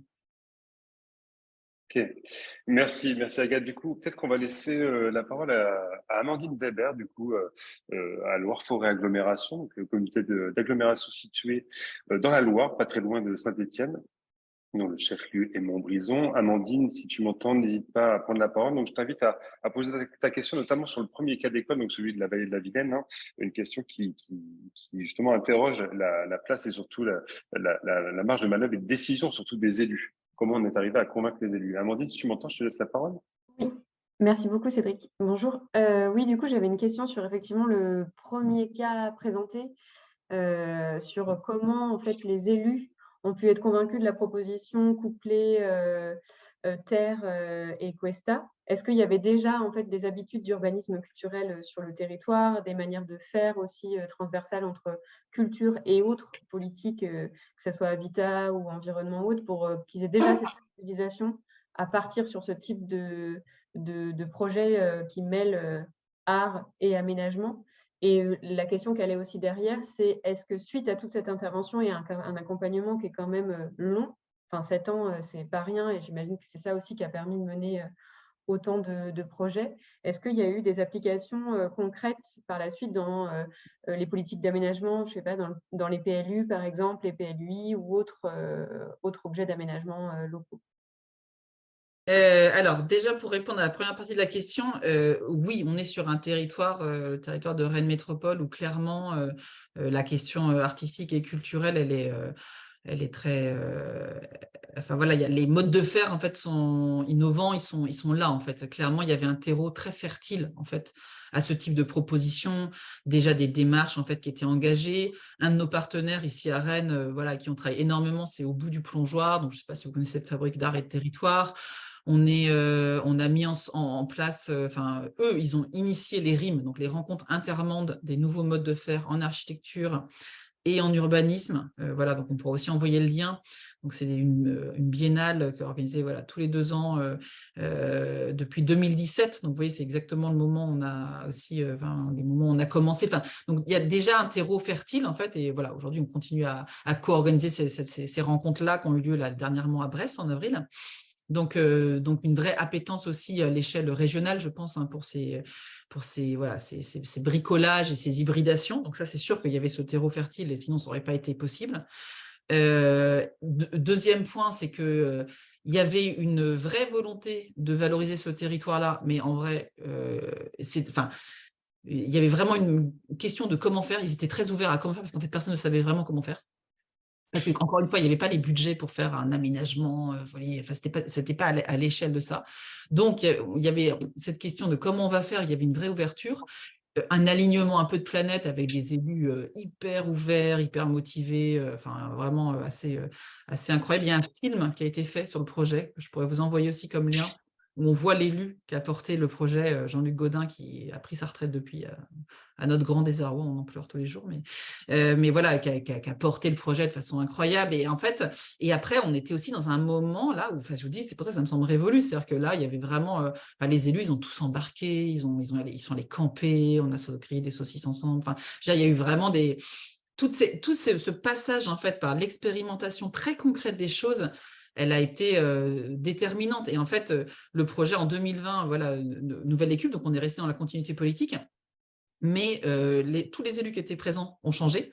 Et depuis, en fait, la chef de projet me dit, aujourd'hui, il n'y a pas eu un seul copil qui ne s'est pas fait en visio, donc comme là, depuis 3 ans, en fait. Donc, vous voyez, en fait, donc là, ils ont perdu le lien au terrain, donc voilà, on a perdu, en fait. C'est-à-dire que je pense que le lien au terrain, il est indispensable, sinon on ne comprend rien à ce qu'on raconte là. Là, je peux le raconter après coup, mais c'est facile de le raconter après coup. Quand on était au début, c'était un peu plus vertigineux. Donc voilà, donc ça c'est sur la première partie de la question. Et la deuxième partie, du coup, je l'ai oublié, excuse-moi. C'était sur, du coup, la façon dont est-ce que cet accompagnement et les actions menées ont pu avoir des impacts dans la définition des PLU et PLUI? Ouais, c'est ça, les documents. Alors, donc non, en fait, pas dans le PLUI, il était en cours à ce moment-là, il n'a pas atterri là-dedans. C'était une des questions qu'on se posait, et c'est pour ça, en fait, que j'ai un peu insisté là dans mon document, dans ma présentation, sur cet enjeu de venir faire atterrir en fait les propositions dans des documents réglementaires. C'est-à-dire qu'en fait aujourd'hui, après tout ça, là, tout ce temps, je suis assez convaincue de cette nécessité-là. Donc j'ai pas mal hésité sur la présentation, d'ailleurs c'est comme ça que j'avais présenté les choses à Cédric, etc. Mais de venir présenter justement un projet qu'on mène actuellement sur une petite commune au sud de cette vallée de la Vilaine, qui est la commune de Guichen, une commune rurale de 9000 habitants, où là la mission qu'on a, c'est justement la mission d'écrire un plan guide. Donc territorial, mais aussi culturel, sur la vision prospective de la commune sur les 50 prochaines années en prenant en compte la transition. Donc, ce sera un document socle. Et donc, dans une petite commune, il n'y a pas beaucoup de documents socles. Donc je serais curieuse de voir quelle est son application. Voilà, mais en tout cas, je le présente ce soir en conseil municipal. C'est pour ça que j'ai décidé de ne pas présenter ça finalement, parce que j'avais la traite trop farcie de Guichin. Mais je pense que c'est ça un des enjeux, et on s'est pas mal interrogé dans l'académie aussi sur l'idée de voilà, comment est-ce qu'on pouvait venir percuter ces documents réglementaires, comment on pouvait glisser des éléments là-dedans. Voilà, ça c'est vraiment un chantier en fait à ouvrir avec des juristes. Il y a le Polo aussi a pas mal travaillé sur le Parlement de la Loire, avec l'idée aussi peut-être de rendre, voilà, de travailler vraiment sur une juridiction en fait, voilà, des non-humains. Donc, en fait, en tout cas, on sent que cet enjeu juridique, contractuel, réglementaire, si je peux faire une grosse patate, il est hyper important. Mais on n'est pas encore rentré dans la matrice, je pense. Enfin, on essaye. Ok, merci Agathe. Du coup, je prends une autre question de Stéphane Gros-Claude qui pose donc la question suivante. Quels sont pour vous, les écueils de la mise en œuvre de cette gouvernance partagée de la vallée de la Vilaine? Quelles éventuelles précautions ou solutions peuvent être mises en place? Tu nous disais tout à l'heure effectivement que l'un des enjeux, c'est cette gouvernance partagée, que vous n'y étiez pas arrivé, puis qu'il y a eu ces élections, le Covid, etc. Mais aujourd'hui, quel point de repère, quelle préconisation de ton point de vue, du point de vue de Cuesta pour y arriver? Honnêtement, on cherche encore. Hein. Enfin, voilà, c'est vraiment une question. C'est-à-dire que encore une fois, comme je le disais au tout début de mon intervention, je pense qu'aujourd'hui, on n'est pas prêt encore en France, de façon un peu générale, à travailler ces gouvernances partagées-là. Donc, à chaque fois, on bute à un moment sur cet enjeu, en fait, parce qu'on a une vision, justement, de l'intérêt général et des élus et des politiques qui vont décider, etc. Enfin, c'est pour ça que je disais qu'il y a vraiment, je pense, un enjeu de démocratie, en fait, derrière aussi ces démarches-là. Et puis, on voit dans quelle situation on est actuellement. Enfin, je veux dire, elle est très mise à mal, cette démocratie. Enfin, voilà, peut-être même qu'on peut questionner aussi ces enjeux de démocratie représentative. Enfin, je veux dire, voilà, je le dis aussi timidement. Donc, je pense qu'après, localement, on peut retravailler. On s'est pas mal interrogé, par exemple, sur les biorégions. Vous voyez, il y a des réflexions qui sont en cours actuellement. Ça aussi, on pourra partager de la documentation sur les biorégions qui visent justement à travailler sur des nouveaux modèles de gouvernance. Il y a des expérimentations qui se passent, mais on sent qu'il y a quand même une résistance là, on n'est pas encore mûr en fait là-dessus. Donc, je crois que pour l'instant, il faut encore tenter, expérimenter, travailler dans des petites échelles, documenter, partager comme je le fais là ce matin. Enfin, je pense qu'en fait, c'est toutes ces actions-là qui vont faire un petit peu bouger les éléments. Après, je veux dire, il n'y aurait pas eu le Covid, on aurait été dans une continuité politique. Je pense qu'à ce moment-là, on était carrément mûr en fait pour tester quelque chose. Je ne dis pas que ça aurait été définitif, mais en tout cas, il y avait vraiment l'idée de signer des chartes. Enfin, tout a été écrit, hein, il y a des chartes qui ont été écrites, signées par différentes parties, etc., qui n'ont du coup pas été signées, mais tous les éléments étaient prêts. Donc, je pense qu'on aurait pu avancer pas mal, mais voilà, ça c'est l'histoire, on a décidé un petit peu autrement. Et en plus, je pense que c'est pas... que ça peut tout à fait revenir à un moment, d'ici pas très longtemps, parce que le terrain est quand même très mûr en fait pour ça. Et pour rebondir sur la question d'avant, ce que je vois aussi, c'est que ça, c'est important, c'est que cette démarche-là, donc le terrain était mûr, mais en même temps, la politique culturelle ne s'en intéressait pas du tout. Alors là, la politique culturelle de Rennes Métropole, mais n'avait aucun intérêt pour ce projet de Vallée de la Vilaine. Et à côté de ça, ils tentaient des expérimentations assez, qui n'étaient pas toujours faciles, de mettre en place des projets culturels dans les projets d'aménagement avec l'aménageur du projet et qui ne se sont pas très bien déroulés. Et c'est assez drôle de voir maintenant, qu'en fait, là, la démarche qu'on mène Questa sur ce territoire, qu'on peut installer là aussi, tout d'un coup, c'est repris, c'est re-rentré dans la matrice. Mais au début, en 2015, c'était pas le cas. Merci Agathe. Je vais revenir un petit peu plus en arrière et du coup sur la thématique globale de ce webinaire. On l'a vu à plusieurs reprises à travers ces deux cas d'école, mais est-ce que tu pourrais revenir personnellement sur finalement, de ton point de vue, quel rôle les arts, la culture ont-ils joué dans le processus de sensibilisation et de mobilisation des habitants sur les enjeux écologiques dans le cadre de ces deux projets, puis plus globalement de ton point de vue en tant que cofondatrice de Questa? Je pense qu'ils sont en fait que ces processus artistiques sont indispensables en fait pour plusieurs raisons. D'abord, justement, pour travailler sur cette question de participation, mais pas au sens d'atelier participatif, mais au sens de donner en fait de la capacité d'agir aux gens. Et il y a beaucoup d'artistes, en fait, donc je parlais du social art practice, il y a beaucoup d'artistes qui sont en fait sensibilisés à ces questions-là, c'est-à-dire que leur projet, leur production, elle est celle-là, elle est celle de donner du pouvoir d'agir, et c'est pas des productions qu'on a beaucoup vues en France ou qu'on était, c'est pas les principales, mais en fait, nous on travaille par exemple avec un collectif que j'ai pas mentionné ici, qui est associé, qui s'appelle Gongle, et c'est ça qui travaille en fait depuis des années. C'est vraiment cette capacité de donner de la confiance, du pouvoir, de la légitimité, de la capacité de parole, de la capacité de représentation, de discussion, etc. Et je pense que ça, moi, je crois beaucoup à la capacité des artistes à travailler cette question-là. Plus que des ateliers post-it. Je crois fondamentalement à ça. L'autre enjeu auquel je crois, c'est aussi la capacité... alors, j'aime pas trop dire ça, mais là, j'ai envie de le dire, c'est aussi de quelque chose du beau, en fait. Et ça, en fait, nous on vient vraiment aussi de l'art contemporain, donc d'esthétique assez précise, en fait. Et je crois aussi à ça, c'est-à-dire que, je ne sais pas, l'exposition que j'ai montrée sur la vallée de la Vilaine, au tout début, il y avait cette grande fresque, ces matériaux sur la table, c'était aussi un espace qui était hyper beau, en fait. Et en fait, cet espace, en fait, très, très, très qualitatif, très bien conçu, construit, et ça, c'est les acteurs artistiques et culturels, ils savent faire ça, plus que les agences de concertation, ils savent faire ils impriment des trucs dégueulasses qu'ils mettent sous des barnums, c'est pas beau, en fait. Et je pense que ça, cette question du beau, en fait, elle est hyper importante.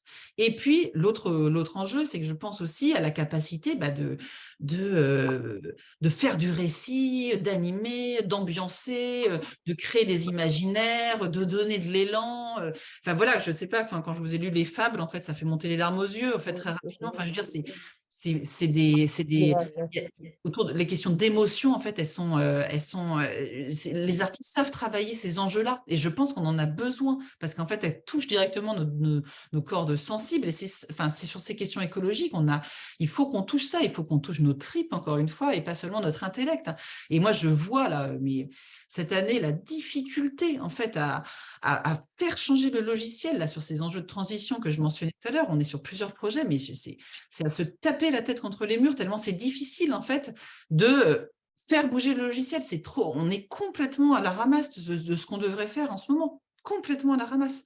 Et donc, on a besoin de plein de voies différentes, en fait, pour essayer de faire bouger les représentations.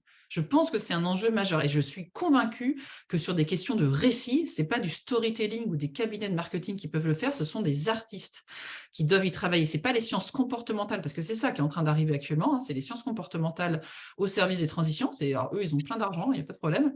Ce n'est pas du tout la culture, mais eux, il n'y a pas de souci, c'est ça les marchés qui sortent. Moi, je ne crois pas que ce soit ça.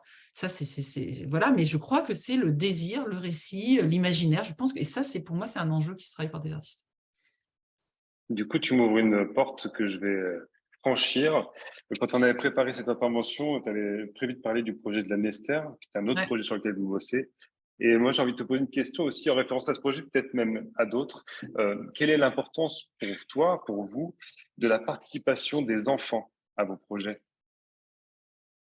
C'est notre troisième axe. Donc, pour nous, c'est hyper important. C'est-à-dire que justement, quand on parle alors, c'est les enfants et c'est les jeunes, en fait. Moi, c'est vraiment aussi, je pense beaucoup aux jeunes. Moi, je suis quand même très, très secouée là, par ce qui se passe en ce moment. Et sur la question des jeunes dans l'espace public, voilà, c'est quand même, là, c'est tendu, et je pense que c'est de notre responsabilité de travailler ça. Voilà, de façon importante. Quand on parle d'écologie, on parle de transition, on parle d'avenir, je crois que nous, ce qu'on a constaté sur les terrains, c'est que les enfants, ils sont en capacité de se projeter sur des choses, sur des scénarios. Ils sont en capacité de manipuler, de se bouger, en fait, dans leur représentation, ce que ne sont pas du tout capables les adultes. Enfin, voilà, moi, je suis maman de 2 ados qui lisent des mangas, de la dystopie, etc. Enfin, tout un récit, tout aussi des imaginaires, en fait, qui sont très présents, en fait, dans les enfants et les jeunes. Alors, je ne dis pas majoritairement, je ne vais pas faire de généralité, mais je vois aussi qu'en fait, c'est des outils dont on a besoin, en fait, aussi pour affronter le monde qui vient. Et donc, ça nous semble extrêmement important de travailler cette place-là, de travailler avec eux et de leur laisser de la place dans l'espace, en fait, qui n'ont pas, en fait, aujourd'hui, qui n'ont tout simplement pas, et notamment enfin, les enfants, les espaces ne sont pas pensés pour les enfants, on les parque dans des trucs, c'est pas pensé pour les jeunes, on enlève les bancs parce qu'ils font trop de bruit. Enfin, on n'est pas du tout dans un moment où on inclut, en fait, la jeunesse, alors même que c'est elle qui est en capacité, je pense, de nous aider à nous projeter, en fait, sur les concessions, les nouvelles modalités de faire qu'on va avoir besoin de mettre en place pour habiter nos territoires demain. Merci Agathe. J'invite chacun et chacune justement à aller consulter ce petit film qui a été réalisé justement sur cette danse à la Nester. C'est bien à la Nester, je parle sous contrôle, Agathe. Ouais, tout à fait. Et peut-être qu'on pourrait comprendre un peu plus la référence. Voilà, il est 12h21. Grand merci à Agathe pour cette présentation riche, stimulante. Du coup, on va peut-être laisser la parole, si tu m'entends, Clémence, à Clémence Hay pour finalement nous dire ce qu'elle retient de cette prise de parole et du coup, pour son territoire, professionnellement, pour justement ce qui est en train de se mettre en place vis-à-vis de la refonte du projet culturel de territoire du Mont des Avaloirs. Clémence, si tu m'entends, je te laisse la parole. Je t'entends, Cédric. Merci. Merci, Agathe, pour toutes ces interventions, ces pistes de réflexion. Difficile exercice de synthèse, voilà. Ah, Et c'est pas une de nous. synthèse, c'est des questionnements. Oui, voilà.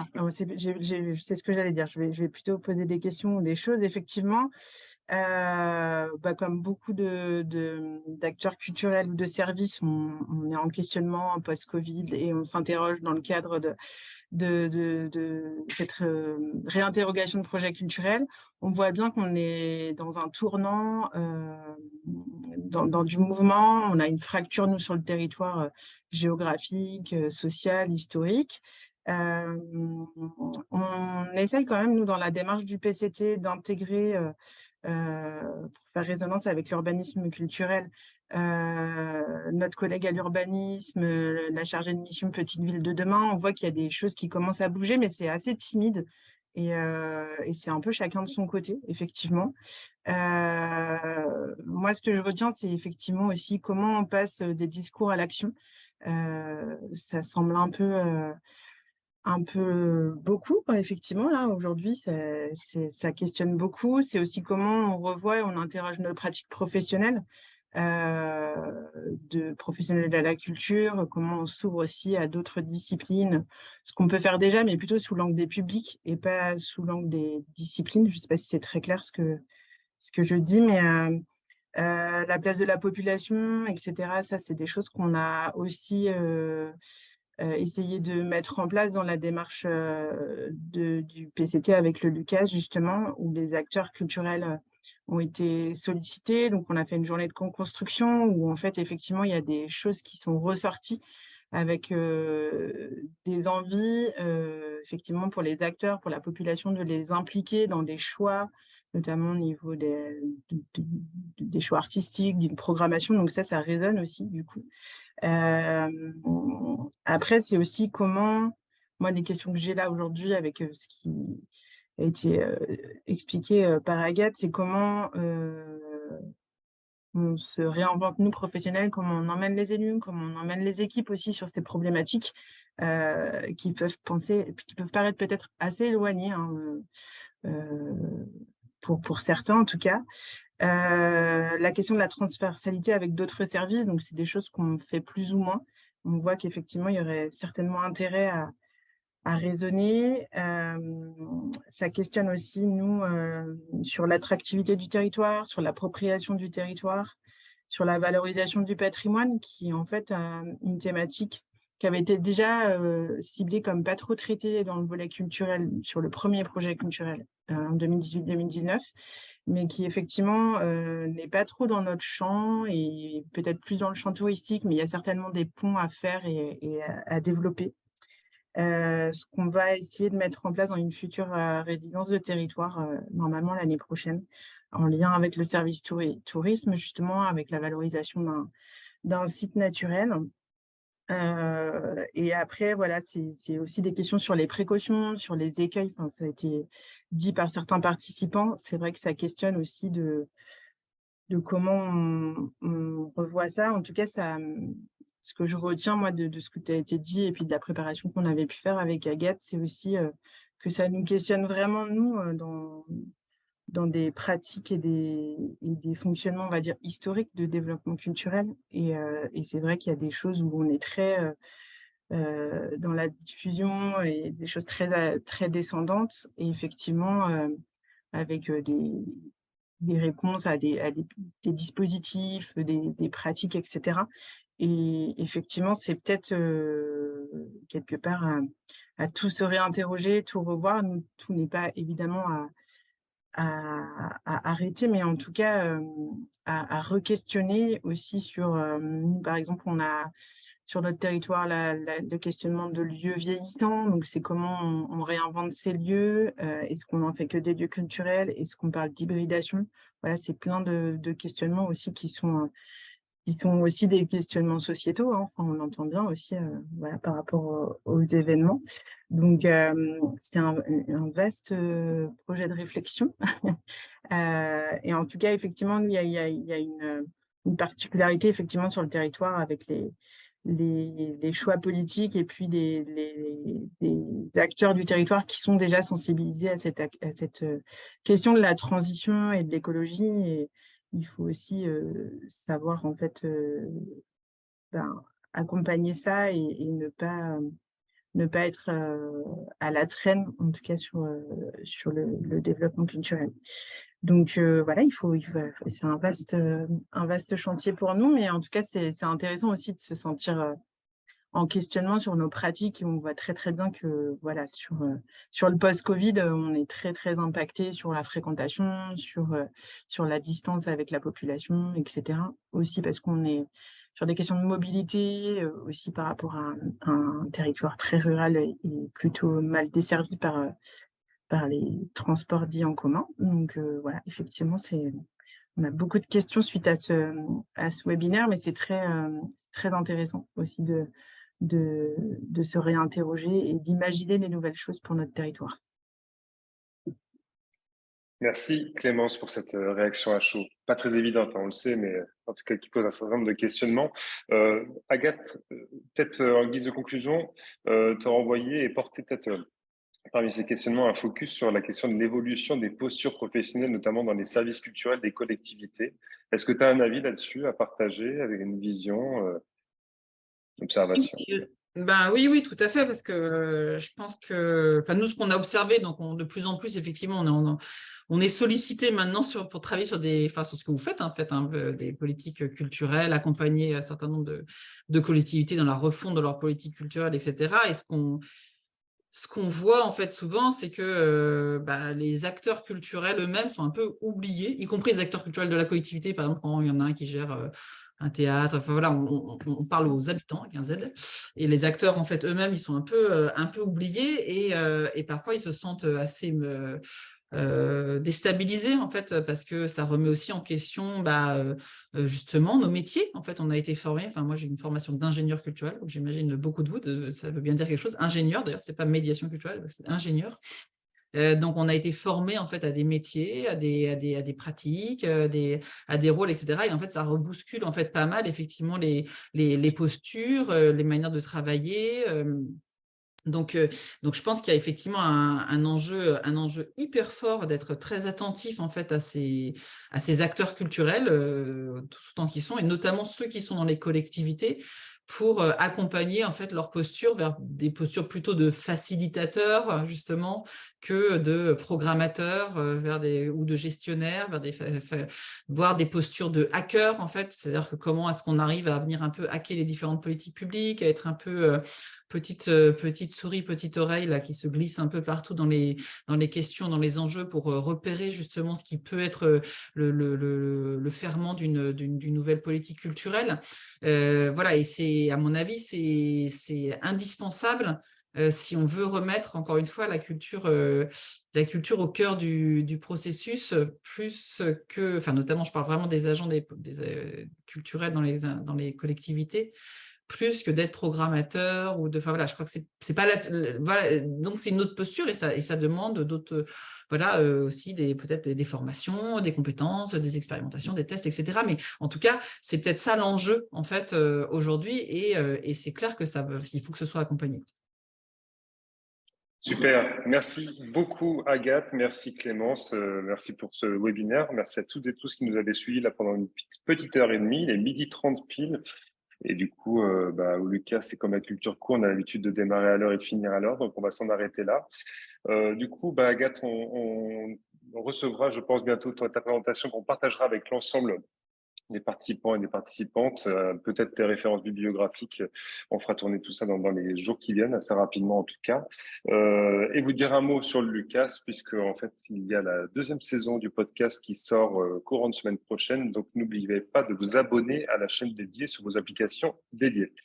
Je vous souhaite une excellente journée. Encore merci à chacune et à chacun et à très bientôt pour un prochain webinaire. Au revoir.